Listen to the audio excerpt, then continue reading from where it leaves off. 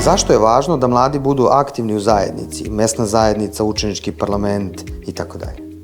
Mi mladi smo zapravo ključni za to zato što mi zapravo donosimo promene i donosimo neke nove ideje i konkretno mislim da se kroz uključivanje zapravo u, na primjer, mesne zajednice, tako učeničke parlamente, stvaraju lideri.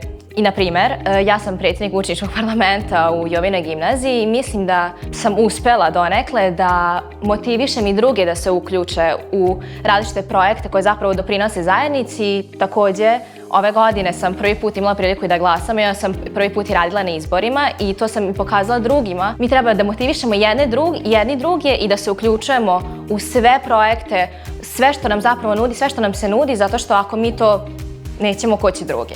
Također mislim da kada se uključujemo zapravo u projekte, konkretno vezano za učenički parlament, upoznajemo druge ljude i onda se desi da nemamo, mislim da logično nemamo svi ista viđenja i onda nekako vidimo da smo svi različiti i da zapravo možemo da iskoristimo i svoje i tuđe mane i prednosti da promenimo nešto, da doprinesemo našoj okolini i lokalnoj zajednici.